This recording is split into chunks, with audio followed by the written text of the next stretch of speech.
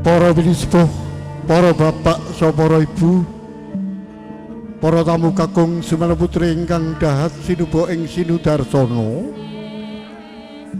para pinisepuh, para aji sepuh, pana ing pamawas mewah lebda ing pitutur, para pangembating praja minangka pandam ing kawula dasi ingkang dahat sinuba ing Sinudarsana, para ngalim ulama rinten saha dalu tansah sumanding ring kitab sucine minangka kiblate ing panembah ingkang tansah luhuring budi, para tamu kakung Sumana Putri ingkang dahat sinuba ing Sinudarsana, amit-amit salaman tabik sinabetna ing lina duli dumawahe ing tawang nuwun kula nuwun. Para pinisepuh, para tamu kakung Sumana Putri, bismillahirrahmanirrahim. Assalamualaikum warahmatullahi wabarakatuh.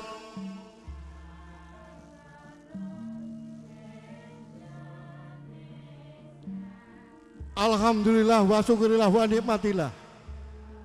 La haula wa la quwata illa billah. Asyhadu an la ilaha illallah wahdahu la syarikalah wa asyhadu anna Muhammadan abduhu wa rasuluh. Allahumma sholli wa sallim ala sayyidina Muhammad wa ala ali Muhammad kama sholaita ala Ibrahim fil ghana innaka Hamidul Majid.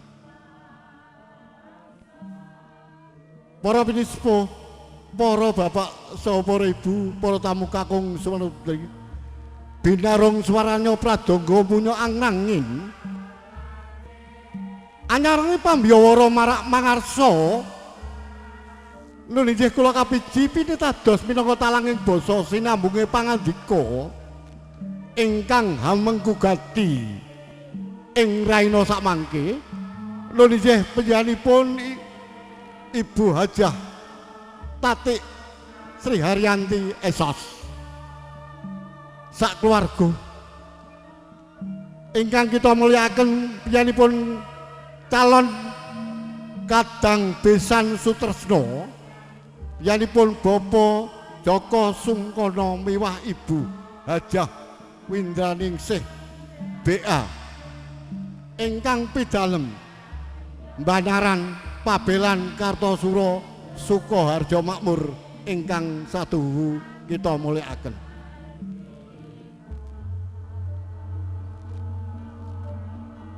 Ing mangke panjenenganipun Ibu Tati Adwarati sak keluarga. Ing raina sak mangke saderengipun amiwaha suta Hambargya Siwi dhateng putra calon pinanganten Sarimbit. Badhe ngawontenaken adicara siraman ing mangke para bapak saha para ibu ingkang sampun kapiji keparenga samekta ing gati rumanti ing karti angadani menapa ingkang dados panyuwunipun Baraya Agung Ibu Tati Sajarwati Sarjana Sosial. Wondene Titi Laksana ingkang sampun dinantam ingkang setunggal inggih pambuka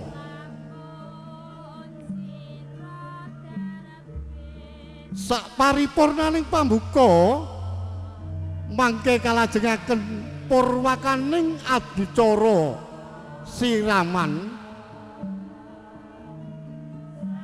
dene ingkang saklajengipun kalajengaken adicara sesadean dawet.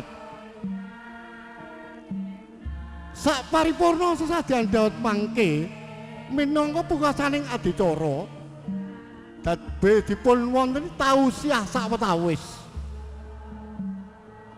ingkang badhe kababar dening ustadzah ingkang sampun kapiji mratelaken sampun paripurna adicara. Para tamu kakung putri ingkang badhe kepareng mangke saged medal saking pasilan kondur sowang.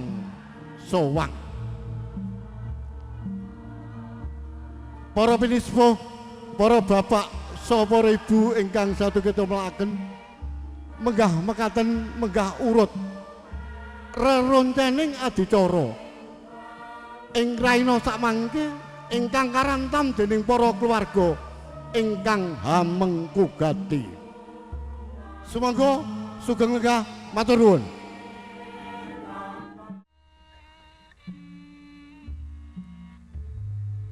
Kanthi sumengking mring Ibu Pertiwi calon putra pinanganten putri daya lumampah wonten papan ingkang sampun pinanci badhe siram kanthi tirta kamulyan. Tirta mujudaken banyu kamulyan mugi-mugi anggenipun lelumban wonten ing madyaning alam enggal mangke tansah kalisa lirik ing sambekala cinaketa karaharjan kang agung sang sinedya dadya kang kaestri dadi kang ginayuh bisa jumbuh lestari ingkang samya kaesti menapa ingkang dados panyuwunipun Baraya Agung panjenenganipun Ibu Tati sak keluarga insyaallah dipun ijabahi dening Allah Subhanahu wa taala. Amin ya rabbal alamin. Monggo dumateng Ibu ingkang kapiji keparenga samekta jati rumanti ing karti. Ayo Mas Roni.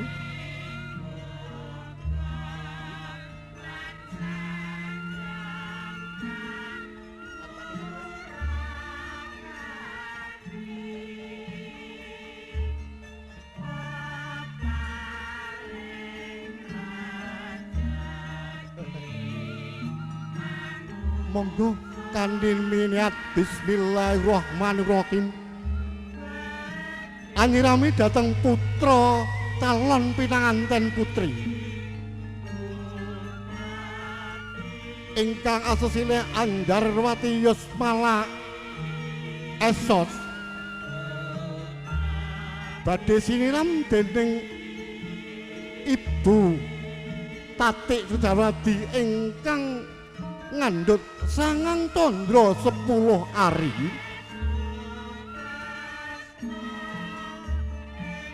ing manah panjenenganipun Ibu Tati Sajarwati tansah nyuwun ming nugrahane Gusti kang akarya lopa Wiwit cilik dileliting ngantos akiring dewasa ing mangke saged kawengku garwa ingkang tatak tanggon lan tanggung jawab ing kendhot. Katehna ing raina samangke sampun kabukten bilih benjing-benjing badhe nampi ijab kabul.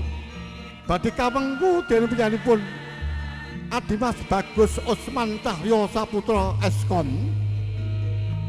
Putra saking panjenenganipun Bapak Joko Sungkono sekalian Ibu Hajah Windraningsih BA ingkang pidalem ing Bandaran Pabelan Kartosuro Sukoharjo Makmur.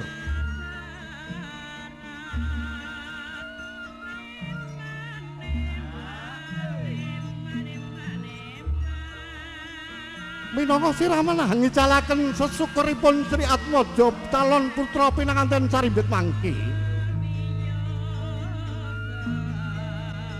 Wonten ing jiwa lan raganipun lair saha batosipun tansah resik, lair saha batosipun saengga nuwuhaken badhe lelomban wonten ing madyaning alam enggal mangke. Tansah pikantuk rahmat sarta barokahipun Gusti Angmurdeng Awasesa. Nun inggih Allah Subhanahu wa taala.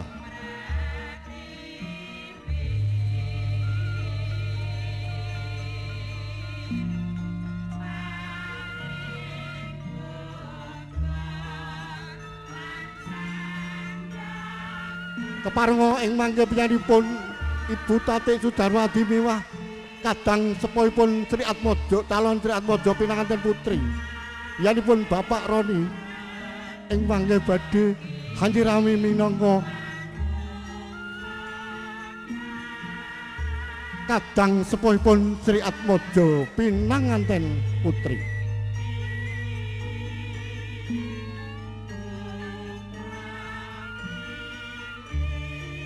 Layap Laswarna Pradangga munyang nangin gending Ibu Pertiwi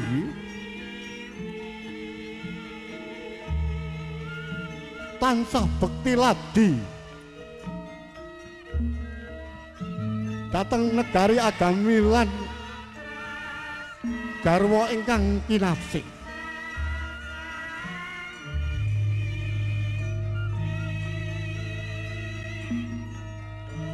Keparenga sumangga Ibu ingkang kapiji mratisesaken adicara siraman.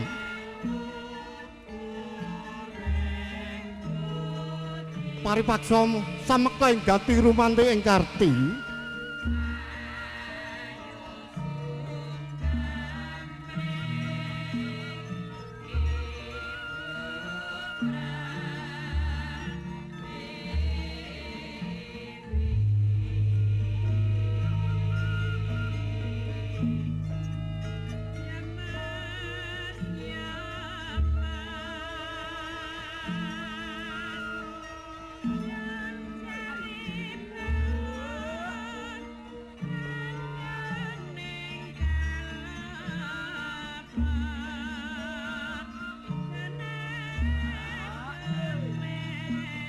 Monggo Bapak Roni Apsara Adi miwah Ibu Tatik Sudarwadi esok.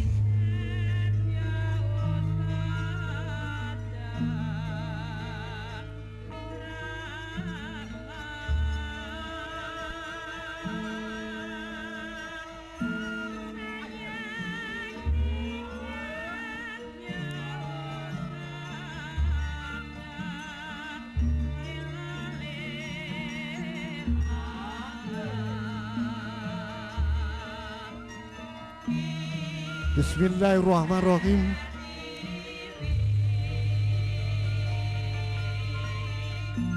Mugi-mugi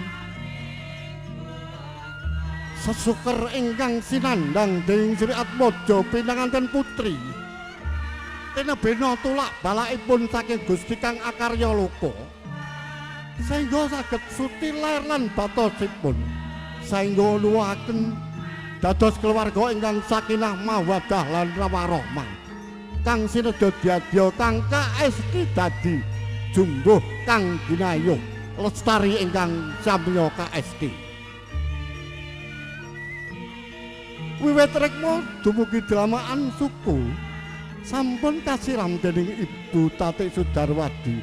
Monggo sakmenika piyambakipun Bapak Roni Apsarawati ingkang mratitisaken Titi Laksana mangertosi bilih duk rikala kakandhut wonten guwa garbanipun keng Ibu.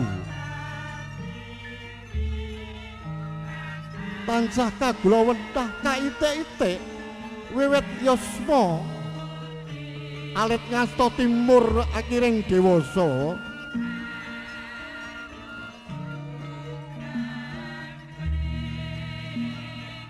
Monggo bismillahirrahmanirrahim. Monggo kanthi suci lairing batos Sri Atmaja pinanganten putri mangke sageta anumusi dhateng hangganya Sri Atmaja pinanganten putri.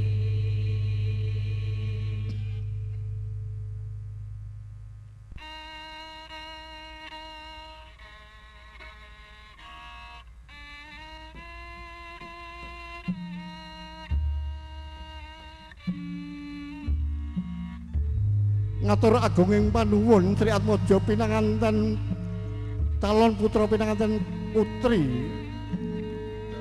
Monggo kalajengaken panjenenganipun Eyang Margana.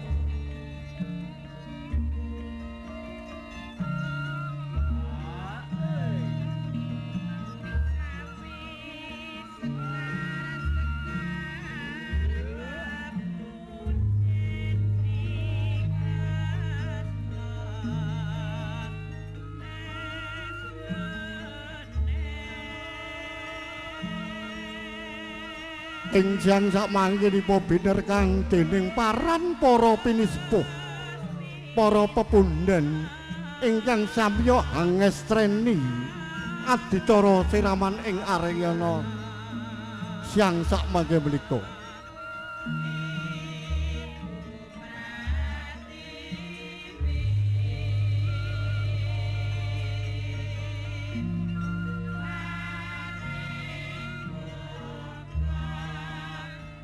Sawingipun Eyang Margana keparenga Ibu Hajah Hani Sutapa keparenga samekta ing gati rumanti ing Karti.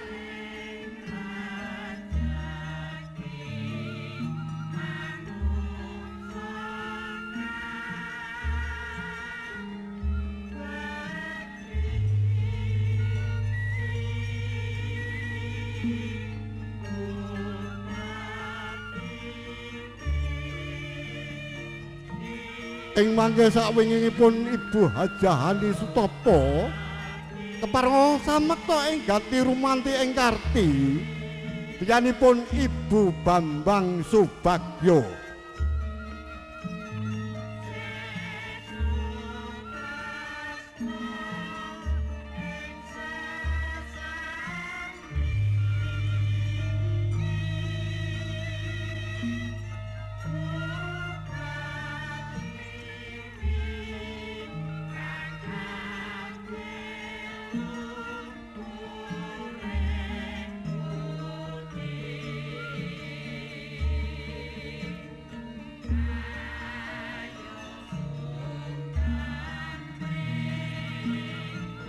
Sumangga keparenga samekta ing gati ing rumanti Karti biyanipun Ibu Bambang Subagyo. Ing mangke sakwuringing Ibu Bambang Subagyo penyanipun Ibu Hajah Salasiah.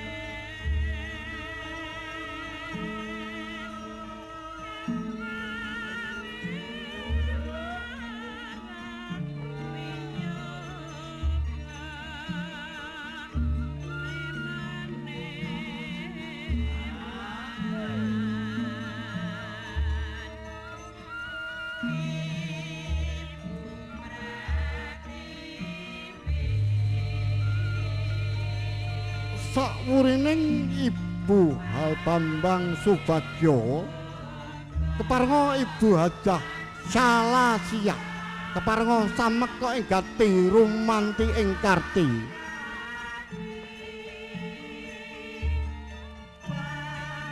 Minangka paring tulodo dhateng calon Triyatmaja pinanganten putri.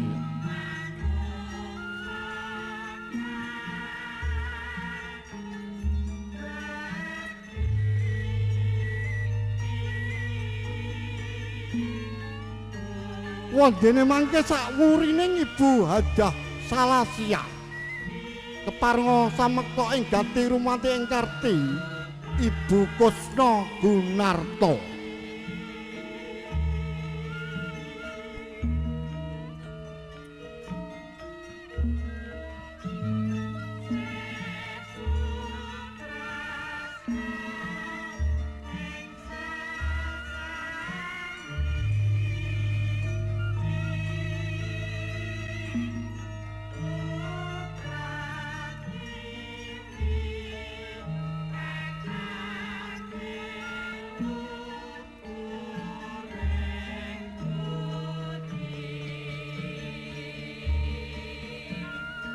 Sumangga keparenga panjenenganipun kunjuk dhumateng Ibu Kusna Gunarto.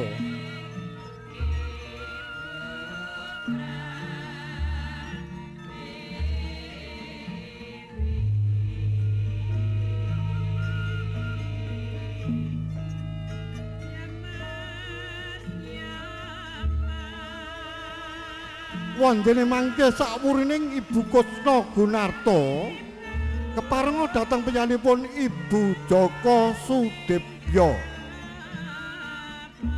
keparenga samekta ing gati rumanti ing Karti mratitesaken Titi Laksana siraman ingkang dipun adani dening panjenenganipun Ibu Tati.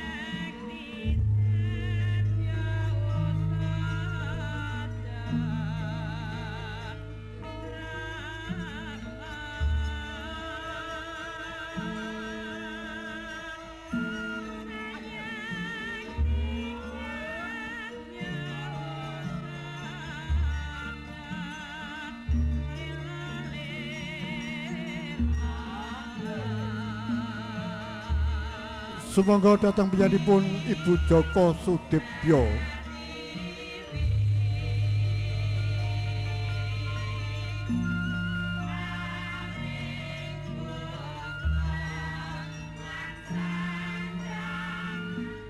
Dumungkap pungkasaning siraman Ibu Eli bilih mratelaken adicara siraman ingkang angka setunggal calon putra pinanganten putri saking binerkan dening paranpara ingkang sampun kapiji sampun ndungkap paripurna.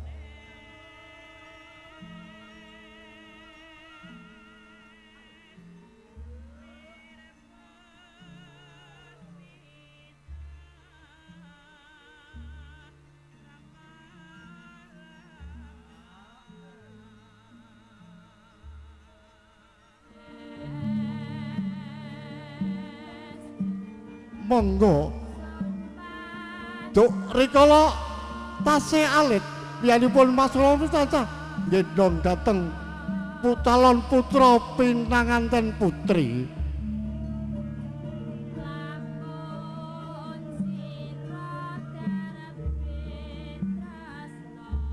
Datan kantun Ibu Tati tansah memanuki menapa ingkang dipun tindakaken putra calon putra pinanganten putri.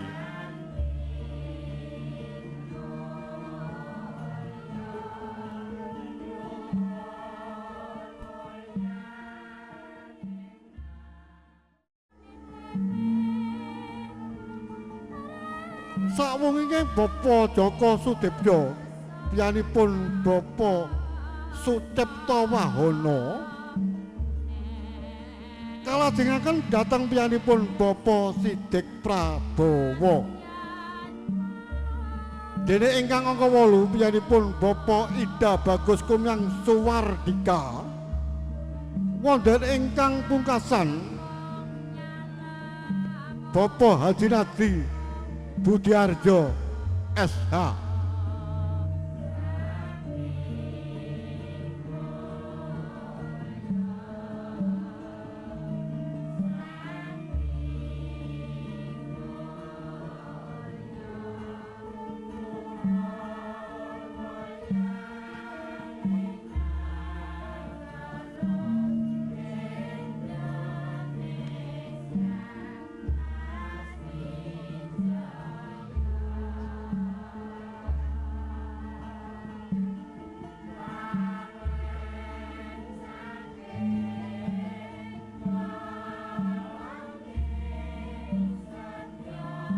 Ing mangke Sirat Waja calon Sirat Waja pinanganten carimbit sampun kapurwakan ibu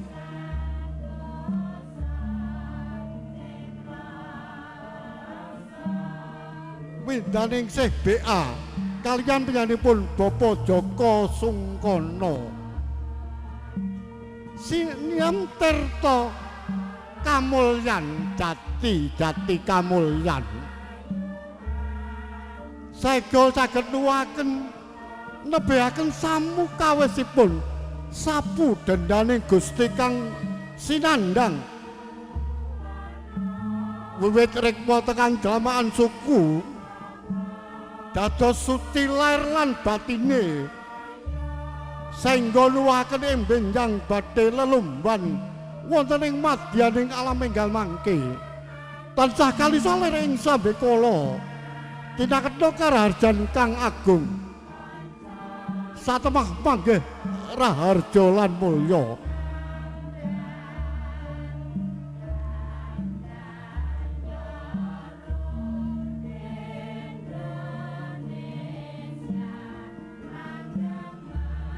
alhamdulillah biyanipun anak Mas Bagus Usman Cahya Saputra ing mangkenipun badhe amengkuh garwa dhateng Nimas Rara Ayu Anjarwati Yusmala Esos. Monggo kita kalajengaken piyanipun Bapak Joko Sungkono.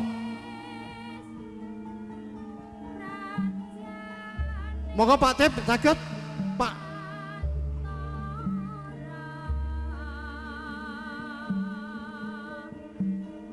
Monggo. Minangka pralamtita anyusteni jiwa lan raga dhateng calon pinanganten kakung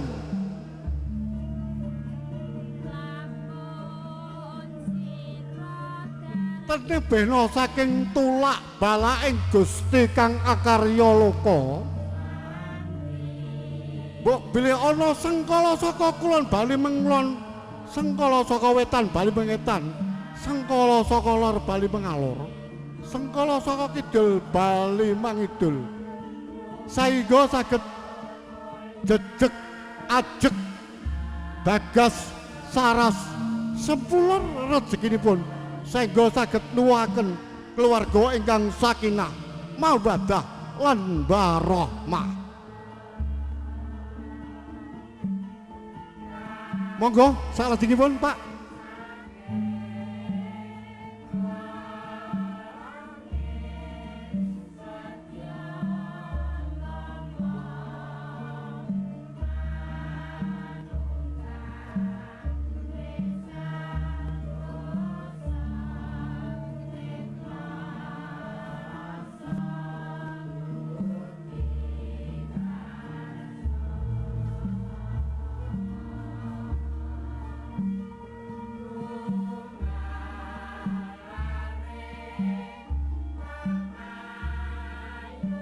Monggo dateng para pepundhen, para pinisepuh.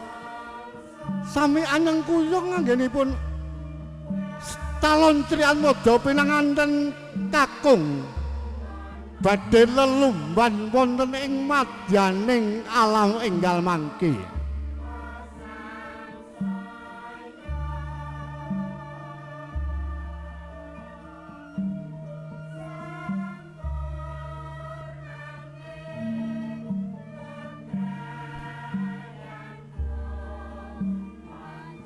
Monggo Pak Tip, monggo. Monggo. Lajengipun monggo.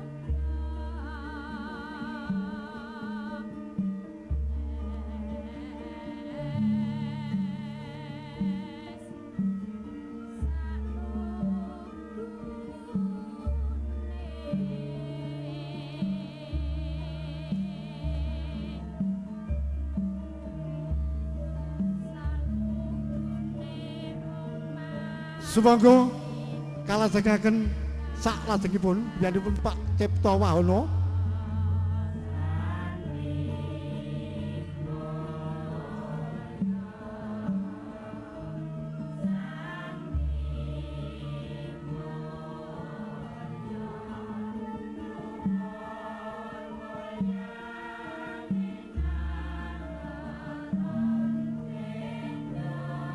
Datan kanton piyanipun Bapak Cipta Wahono ugi paring donga pamuji lan pangestu wilujeng dhateng Sri Atmaja pinangan calon pinanganten kakung.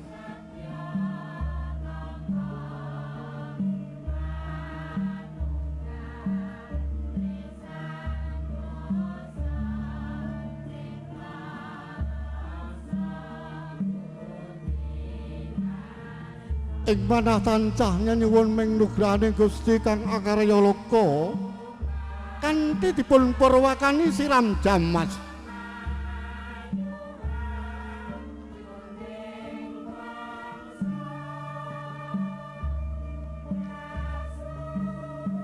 Matur nuwun Pak Tip. Monggo salajengipun Pak Ndari. Bila ingkang pungkasan mangke panjenenganipun Bapak Ida Bagus Kamrat Suwardika.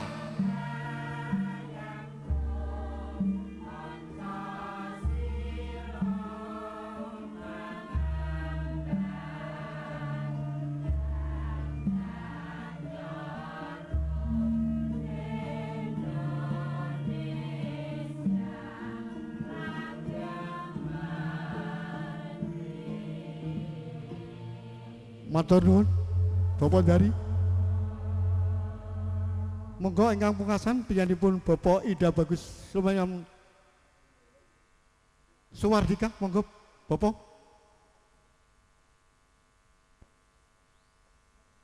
Nggih. Monggo mbok bilih mangke sak paripurna siraman kalajengaken adicara sesadean dawet.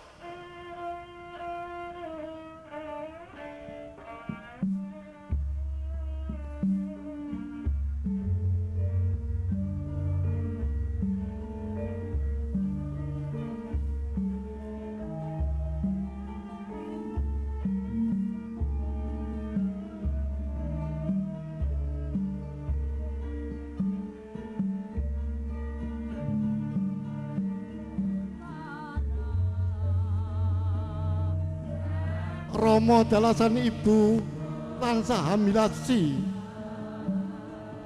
ing pungkasaning atur badhe metah kendi pratula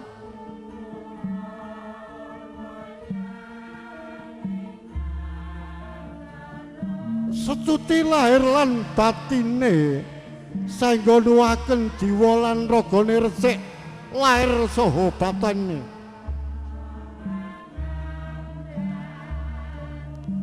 Bismillahirrahmanirrahim. La haula wala quwata illa billah. 1, 2, 3. Alhamdulillahirabbil alamin. Kendi pratula sampun kasunyatan kapecah. Mugi samukawisipun sageta kasembadan pikantuk ridho saking Gusti Kang Maha Kawasa sehingga nuwuhaken keluarga ingkang widodolir ing sambekala cinatna karaharjan ingkang agung satemah manggih raharja lan mulya ing mangke kalajengaken sesadyan dawet saking piyanipun Ibu Tatik Sudarwadi. Para pinisepuh, para tamu kakung saputri ing mangke Rama badhe anggendhong kang putra. Awas Mas. Ya. Matur nuwun. Monggo dateng para bapak sapa ibu kita cekek sawetawis mangke kalajengaken adicara sesadyan. Matur nuwun, matur nuwun.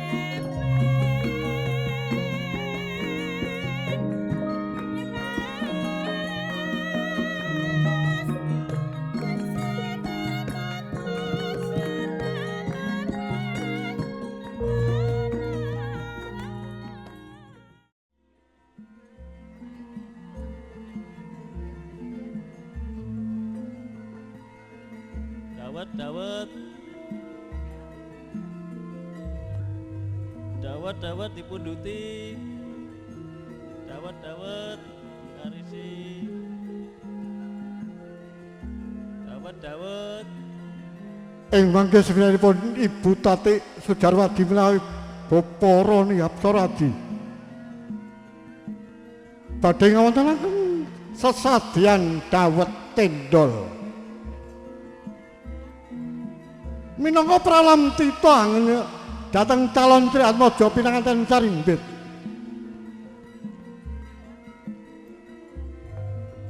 Anggenipun badhe ngupaya boga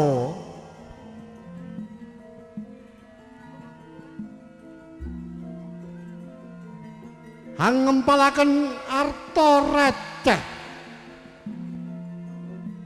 saengga nuwuhaken dados arta ingkang ageng saengga nuwuhaken rejeki kang barokah jumangkah kang barokah golek rejeki pikantuk berkah yen wis turah keneng nggo gawe omah yen wis gawe omah keneng kanggo tindak menyang Mekah.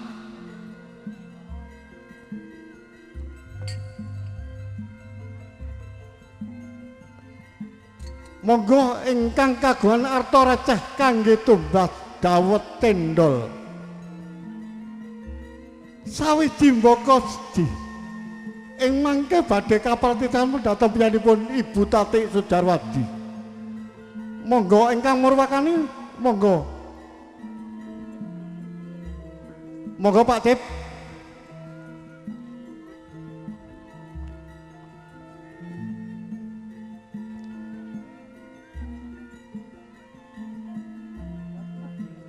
Monggo Ibu.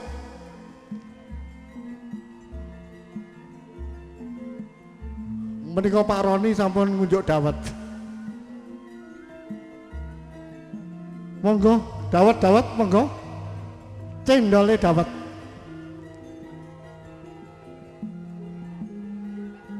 Kanthi niat bismillahirrahmanirrahim. Anggenipun sesadeyan dawet saha gancar lancar. Boten wonten alangan sedaya kula pikantuk ridho saking Gusti Kang Amurgeng Wasesta.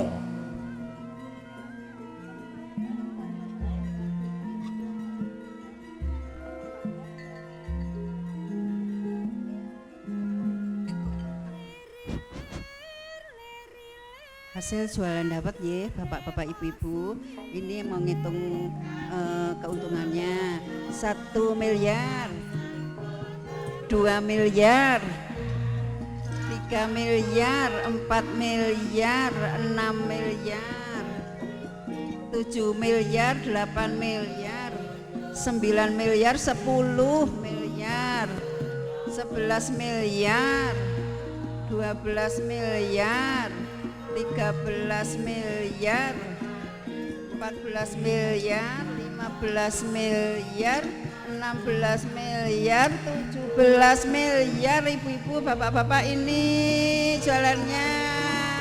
Amin ya rabbal alamin. Alhamdulillah.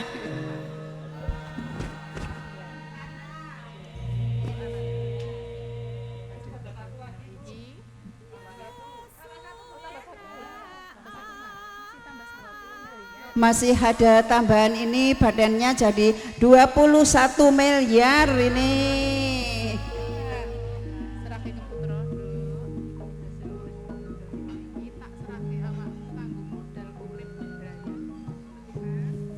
Bismillahirrahmanirrahim. Oh, Anjarwati Yusmala anakku. Iki ibu anggone dodolan dawet untuk badan semene. Tak serahke nggo Anjarwati Yusmala ya. Dinggo modal uripmu ke depan, tak dongak-dongake jadi keluarga yang sakinah mawaddah warahmah, bahagia dunia akhirat ya, Bu. Iki ditampa iki.